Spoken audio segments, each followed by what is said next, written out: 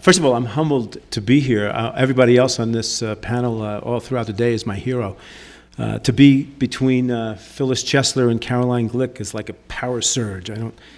I think Phyllis's question is why are progressives paralyzed by crimes committed by non-Westerners, particularly Muslims?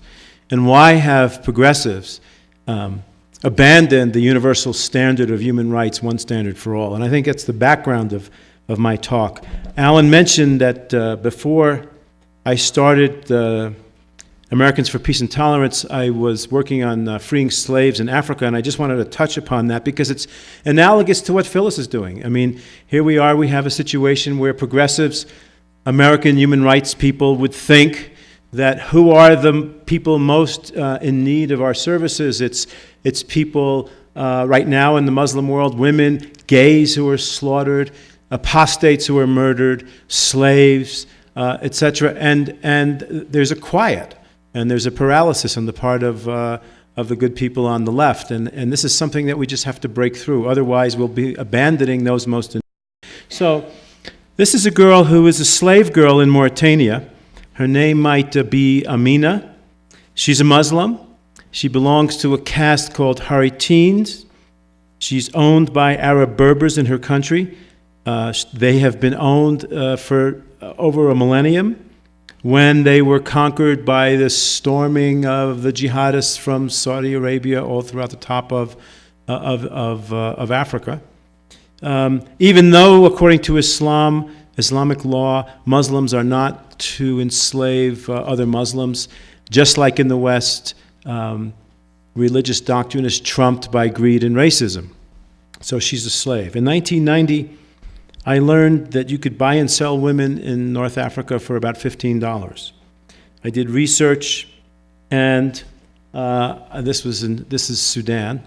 Francis Bach was a young boy who was captured when he was 8 years old in the marketplace in Sudan. Arab militia armed by Khartoum who have declared a holy war on the Christian South. These are Christians, not Muslims, on the Christian Black South. Storm African villages, shoot the men, capture the women and children, and enslave them. I broke the story in the New York Times along with a Muslim friend and colleague, Mohammed Atiye, who's a Muslim from Mauritania. And we thought we had done our job. We thought that we rang the bell and we sounded the alarm, and that Amnesty International and the United Nations and UNICEF would stop everything they're doing and free the slaves. But that didn't happen. It didn't happen. On Passover in 2001, I'm the one in the hat.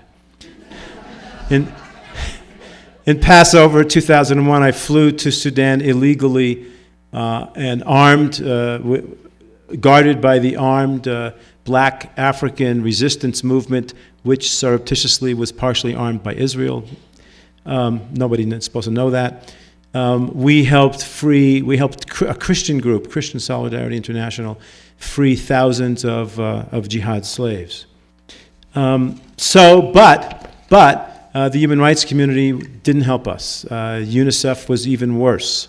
Our little group grew. We formed an unlikely left-right coalition. I had Barney Frank and Pat Robertson. We didn't put them in the same room. But we finally convinced the Bush administration, after failing to convince the Clinton administration, to intervene in Sudan and stop the slaughter. There were 2 million people. There were 2 million blacks killed over a period of a decade and a half in Sudan, and hundreds of thousands enslaved. And all we could do was, we shall undercome. We built a grassroots movement because the big guys with the big money didn't want to touch this. It just wasn't politically correct. There are no more slave raids there. It was proof that a small band of activists could achieve important results.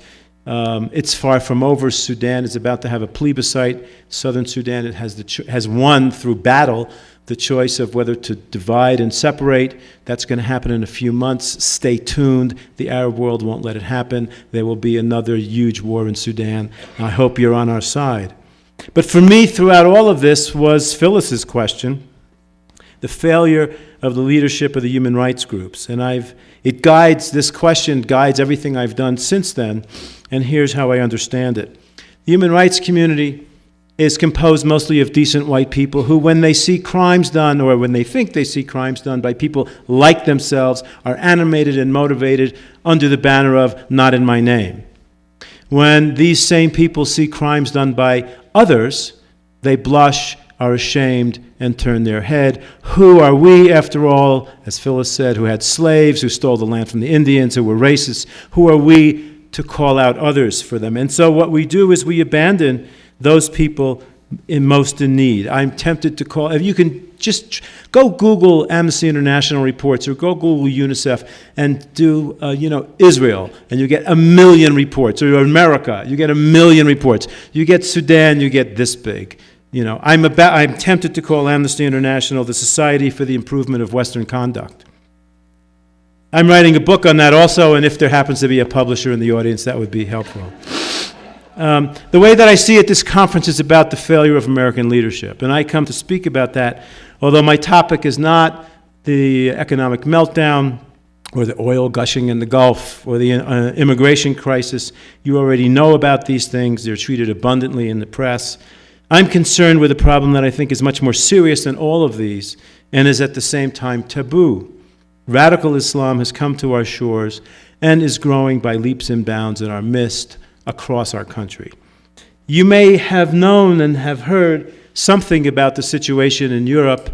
You know that Jews in Europe are fleeing. You know that the Jews of Malmo, Sweden are leaving. You know that the polls of French Jews indicate that they don't see much of a future because of the growth of Muslim communities around them. You know that just last week in Amsterdam, the police decided that they had to dress up as rabbis, as decoys, to capture those people who are throwing stones at Jews in Europe. But I wanted to show you something in the Jewish community spends about 25% of its funds in Europe for security. They don't like to speak about it, but that's what it is. Now in Boston, when we have Jewish events, we have security in America. I wanted to show you a scene from Europe. Europe is in disastrous straits. The Europeans don't reproduce themselves anymore. They don't have babies. You need 2.1 children per woman to maintain and just a replacement level. Places like, Greece, my big Greek wedding, big Italian families, Spain, 1.2, 1.3. The Europeans have abandoned Christianity, have become neo-pagans, and are about finished. And in order to support this kind of socialist level of living where they have early retirements and 30-hour work weeks, they had to import people underneath the pyramid to pay for that, and they imported Muslims who are not being integrated in Europe, and this is what we find. He's supposed to press the button. Okay. Run! Run! Run, you cowards! Run, you cowards! Go forward! Run, you kuffs! Run, you kuffs! Allahu Akbar! MashaAllah!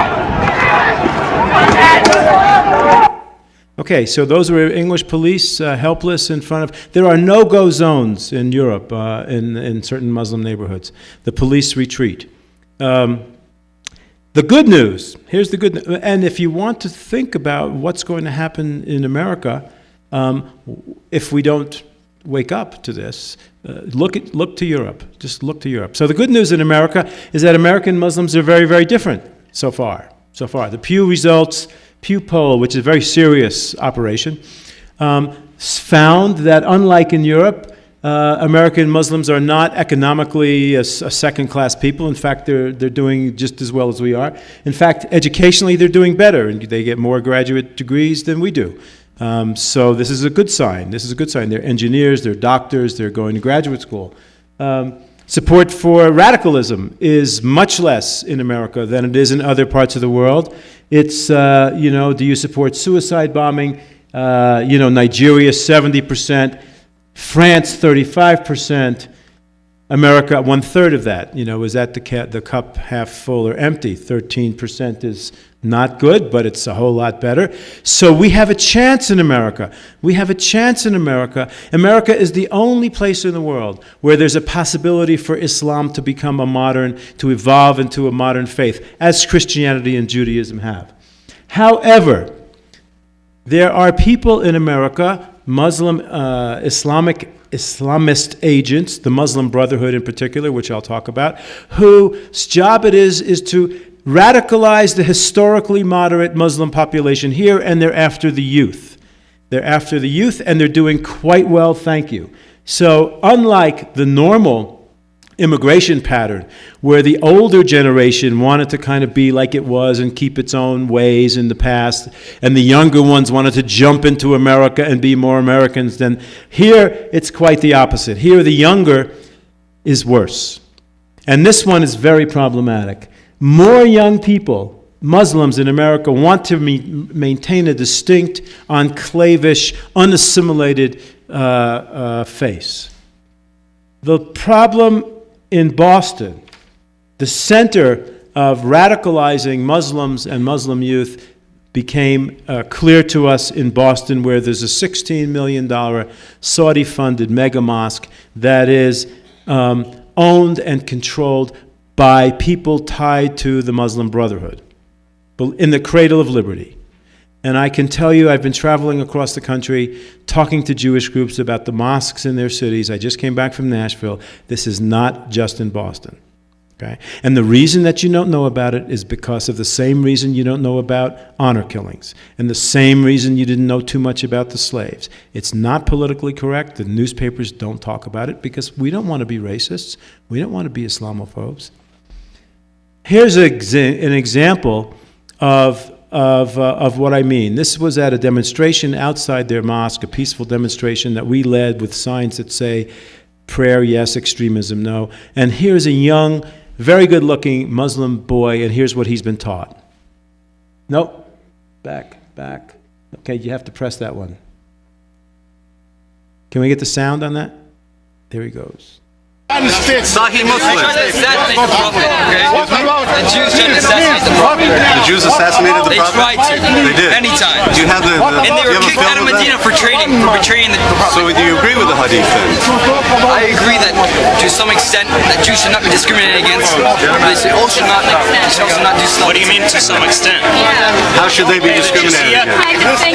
Should they be allowed to build synagogues in Mecca? They should be allowed to do whatever they like. So you agree that they should be allowed to build a Mecca is a synagogue in holy Mecca? city. Well, so is Jerusalem to the Jews, but we allow mosques there. Yeah, but the mosque has been there from before. No, it's 2,000 years before the Muslims arrived, the Jews were there. Much earlier than the Muslims. When was Judaism? All right, listen. The Jews at the time of Moses were not called Jews. They were called Hebrews. Whatever they are. The Hebrews were there. I concede that to you. You gotta go. Thank you. Okay, so that's what they're being taught. Just like Phyllis said, they're being taught that Islam preceded Judaism.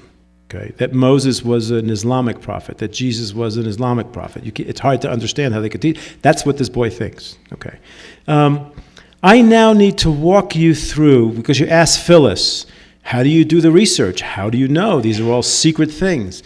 I need to walk you through, so you have to crawl with me on your bellies a little bit to find out just how we know what we know. Okay.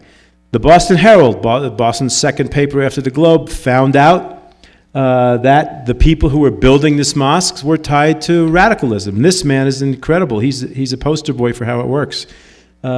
Al-Amoudi was the founder of the Islamic Society of Boston, the very group that the Boston City Council under the mayor gave the land to, almost for free, in a black neighborhood. We'll talk about why in a black neighborhood, okay? Well, who's Al-Amoudi? He's brilliant. He's a leader of the Muslim Brotherhood. He created all of these institutions. An important one was, he was in the military chaplaincy, where they select the Muslim chaplains. Remember, we have a problem with that. He also was a chief fundraiser for Bill Clinton. He penetrated the White House, both Bush and Clinton's White House. I have to say, the Republicans are just as bad as this, as there's no, this is equal opportunity bashing of both parties. They're both as bad. And he fooled them, and he got to the top. Now, somebody, my friend Steve Emerson, caught him outside the White House giving this speech. Go ahead. At a rally in Washington, D.C. 4 years ago, Al-Amoudi declared his allegiance to two other terrorist organizations. We are all supporters of Hamas. Allahu Akbar. I wish they added that I'm also a supporter of Hezbollah. Anybody supports Hezbollah here?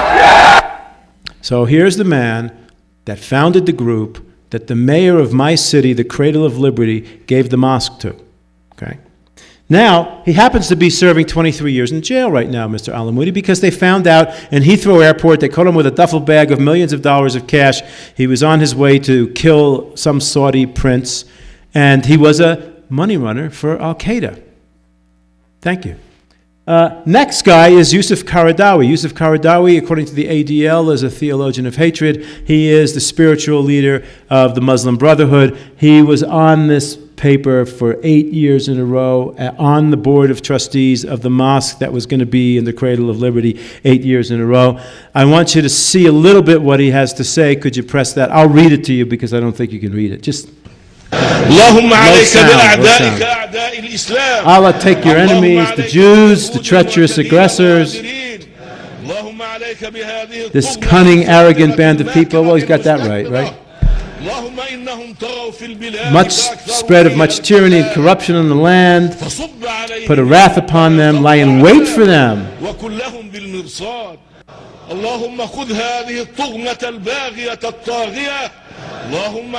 Take this oppressive band of people and do what? Do not spare a single one of them. Kill them down to the very last one. I support jihad, Hamas, Islamic Jihad, Hezbollah. How should a homosexual or lesbian be punished?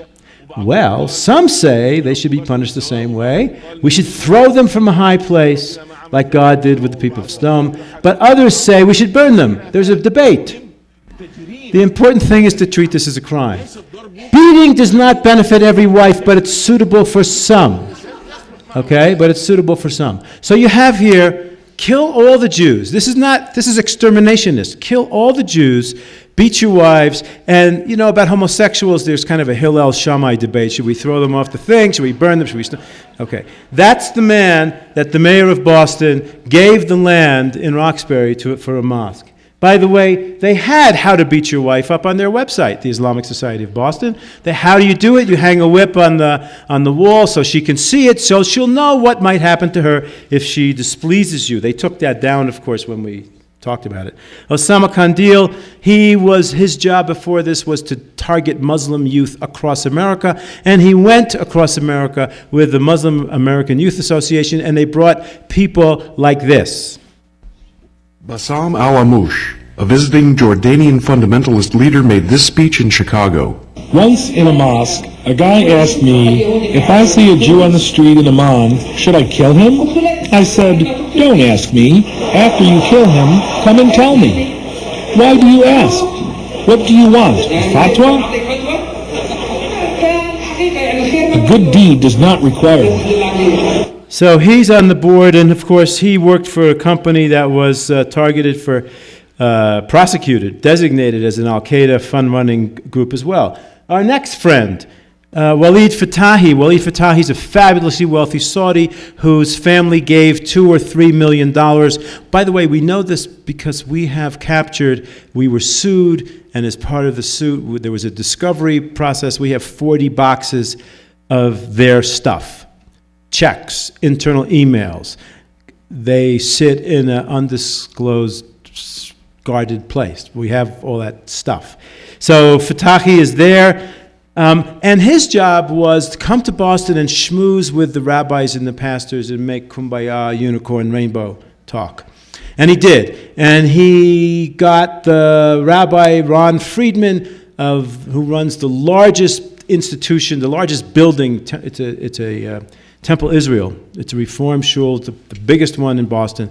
And they were friends, and they were schmoozing until Friedman found out, the ADL found that Fatahi, while he was being so nice, kind of like Phyllis's husband, was writing in Arab press that Jews are the rapists and the worshippers of Allah, and they will be scourged. So the ADL writes the Islamic Society of Boston a letter. How could you possibly do this? This is terrible. You send us this guy, this emissary, this friend. And they said, didn't happen. You have the wrong. And then the ADL said, well, it did happen. Here's the article. And they said, bad translation.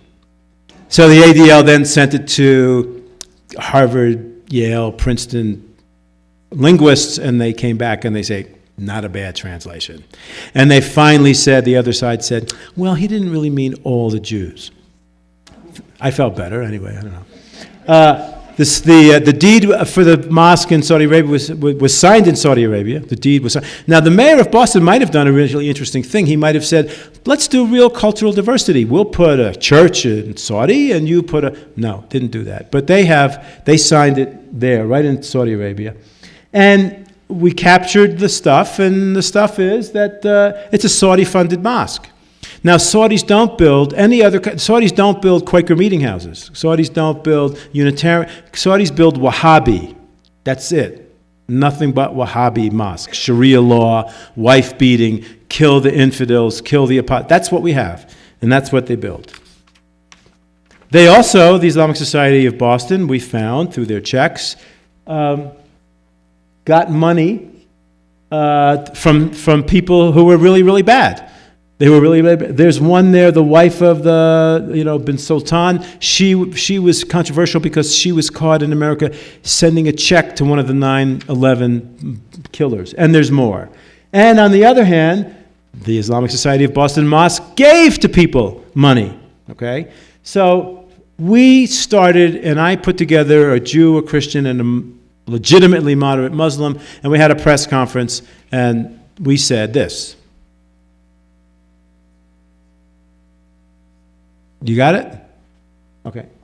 The Islamic Society of Boston Cultural Center, now facing even more scrutiny. We've called this conference to urge that the city, the press, and the community in general insist on credible answers to questions about the ideology and the leadership of the new Islamic Center that is being built in Roxbury. Boston College political science professor Dennis Hale is a member of Citizens for Peace and Tolerance, a new group of Christians, Jews, and Muslims worried about who's behind the mosque being built in Roxbury. A member of Citizens for Peace and Tolerance, Egyptian scholar Ahmed Mansour. He says he learned of the radical views inside the Islamic Society of Boston last year when he picked up some reading material at the group's current mosque in Cambridge. I just looked at the Arabic newsletters, and it filled with hatred and hostile against America. In this time of war, the American mosques here should defend America in the name of Islam, not to insult America in the name of Islam. So what happened? They sued us. And they sued Steve Emerson, and they sued a slew of reporters in Boston, and they sued Ahmed Mansour. They sued this guy. I love this guy. He comes and spends Shabbos with his family at my house. They put a fatwa on his head and named every one of his family members in the fatwa, and he believes that bin Laden is involved in putting the fatwa. So it's not it's a serious problem. Okay, why did they sue us? Because, well, their captured email explains it. If Fox News is being sued for the story, it stands to reason that they will be prevented from reporting on the story further while the case is in court. That's exactly what happened. We listened to our lawyers foolishly for us. We didn't talk about it for 2 years. They shut down the media. The Globe won't report about it because it's politically incorrect. The Herald won't report about it. Fox News won't report about it because they're afraid of being sued. The David Project spent $900,000 in legal defense. Steve Emerson spent $700,000 or $800,000 in legal defense. It's called lawfare. Just like they use our planes to hurt us, they use our own institutions to hurt us. Lawfare. It's very, very important. The Muslim American Society took over the mosque, right? They dropped the case a week before we were to depose their most influential person. The Muslim American Society took over the mosque. Who are they? Well, they are the overt arm of the Muslim Brotherhood in America. The Muslim Brotherhood in America this is Hassan al-Banna, the founder of the Muslim Brotherhood. This is the central group of Sunni Muslims who is responsible for the jihad theology and terrorism around the world. And the Muslim American Society in something like 35 cities in this country is them, and they're setting up mosques, and the newspapers are quiet, and worst of all, let me just explain one more thing. Their goal is to Islamize and radicalize the historically moderate Muslim population in the country. Their pathways are through the blacks, because they set up mosques in black neighborhoods, because their highest rate of conversions are blacks. Their target is the Jews, because if you can get foolish, hope-glazed reform rabbis, or the JCRC, or the Federation, to say, we want peace, we'll embrace you. Once that embrace happens, it's a hechsher, it's a seal of good housekeeping. Then everybody else in the city says, well, if the Jews think they're okay, they must be okay. It's a key to the city. When they go through the Jews, it's a key to the city. So that's why the rabbis and I are having this big fight in Boston. Okay. The FBI captured the planning document of the Muslim Brotherhood in America. They actually captured it in a famous case. And it says, what are we here for? The Ikhwan, which is the Brotherhood, is a kind of grand jihad in eliminating, destroying Western civilization from within, sabotaging its house by their own hands. They're going to use us to sabotage us, okay? They may never be able to do this, but they're here.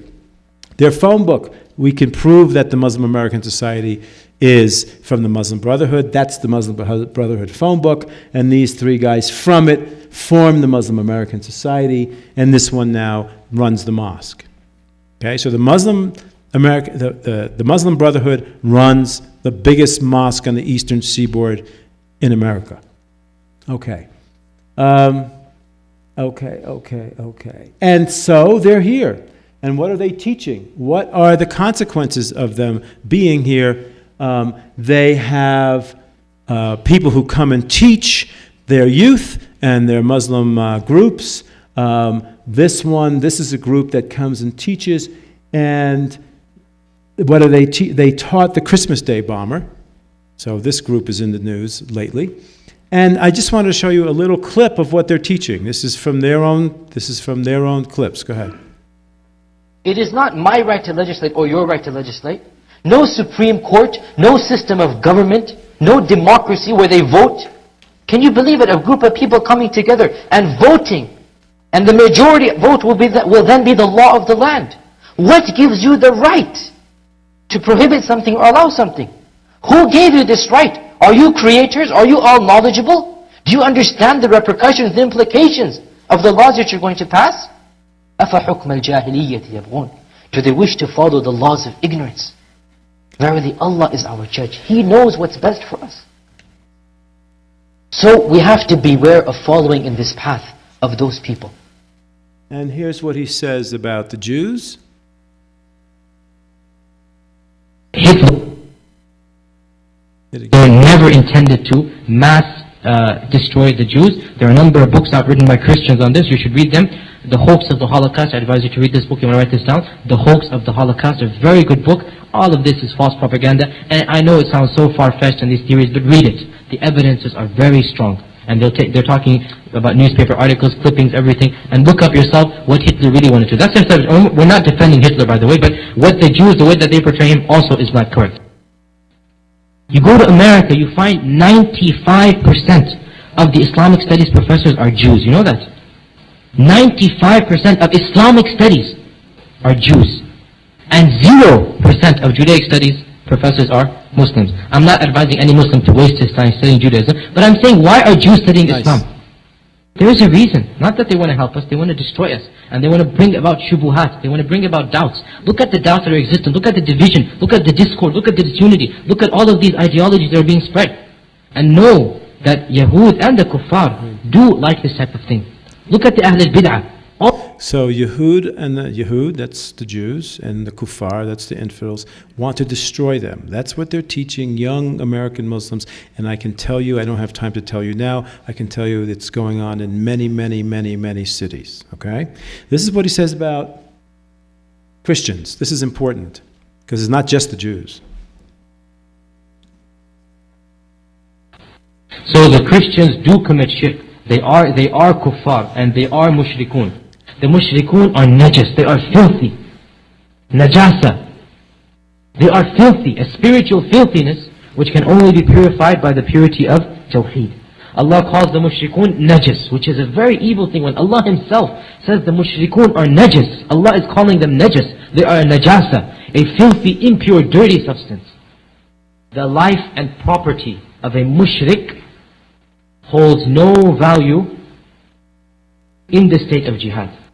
So that means that the Sudanese, when there's a jihad, their life and property hold no value. And that is a religious warrant to murder, rape, torture, etc. So, what are our concerns in Boston? That the wrong people built this thing, that they're teaching horrible things, that they've penetrated because of political correctness and multiculturalism and cultural relativism and things I like to talk about but don't have time. They easily penetrate our society, and there is no one tasked to uproot this. You can think of, Steve Emerson does great work and we do great work, but we're all small. There is no one out there. You're alone in this. You're alone in this. There's no one there going to go and uproot this and expose this and make themselves vulnerable to lawsuits and make themselves vulnerable to worse than lawsuits. You're alone in this. And so I just want to finish. My conclusion is radical Islam is here. Our own mentality stops us from fighting it. The moderates are being betrayed by us, just like the women under Islam, just like the slaves under Islam. It's the moderates here who suffer the most when these creatures are being embraced by well-meaning fools or by people who don't know. The most depressing phone call I got was when the governor of the state of Massachusetts, we made a film on this, you should see it on our website, embraced the head of the Muslim Brotherhood. And the worst phone call I got was from the moderate Muslims that we work with. How can this happen? What can we do? How can we stick our neck out if they're already being protected by the governor of the state? But this can be exposed and they can be marginalized if we wake up. And we need to wake up and we need to understand that we have to reject this false notion that America is the bad guys in the world. We're not perfect. We freed our slaves. We freed Europe from communism and Nazism. We gave rights to gays and women. We're not perfect. But if it's not for us, who's going to take care of all of this? And who's going to guard our own lives? Thank you.